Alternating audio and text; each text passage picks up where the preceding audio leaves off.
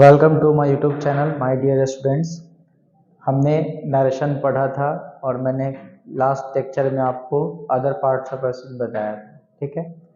और हम इसका सवाल आज देखने जा रहे हैं और यह जो सवाल है, ये जो क्वेश्चंस हैं, ये कॉम्पिटिटिव एग्जाम में कैसे पूछे जाते हैं, मैं इसका आज सोल्यूशन आपके सामने करने जा रहा हूँ। और जो हमने पढ़ा है बिल्कुल वैसा ही क्वेश्चन आया है, कोई चेंज नहीं।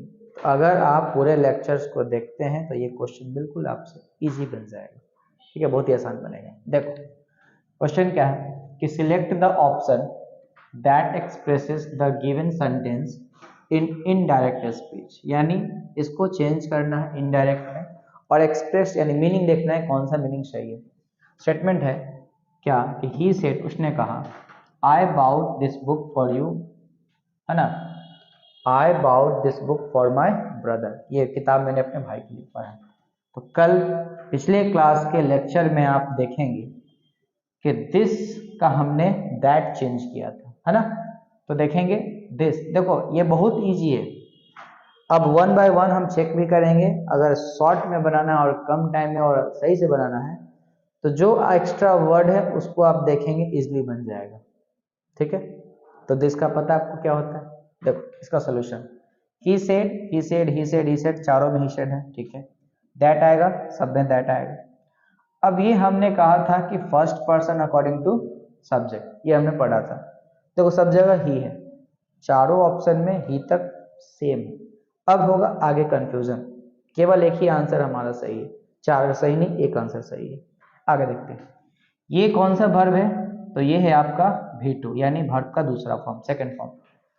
तो V2, अब यहाँ देखो, यहाँ क्या किया, हैज बाउट लगा दिया, जो कि यहाँ पे V2 है, हैज आपकी बात होगा नहीं, तो ये हमारा क्या है, गलत है, यानी ये ऑप्शन हमारा रॉन्ग हो जाएगा, गलत हो जाएगा। फिर देखो बाउट है बाई है, ऐसा होता है नहीं, बाई बाउट में बदलता है, ना कि बाउट बाई में, ये भी क्या हो गया, रॉन्ग हो गया।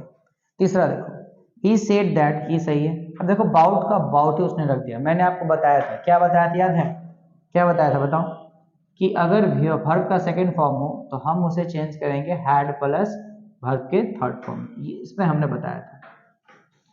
तो ये भी क्या हो जाएगा, गलत हो जाएगा। D is the correct answer. देखो V2 चेंज करेगा हैड प्लस वर्ब के थर्ड फॉर्म, यानी हैड प्लस V3, और वो ही नहीं, उसके आगे देखो ये दिस भी तो चेंज करेगा, other parts of speech, this का क्या होता है, दैट होता है। और उसके बाद देखो person, first person according to subject, और ये माई है तो ही का हिज होता है, मैंने बताया था। और ये हमारा ऑप्शन डी क्या है, सही।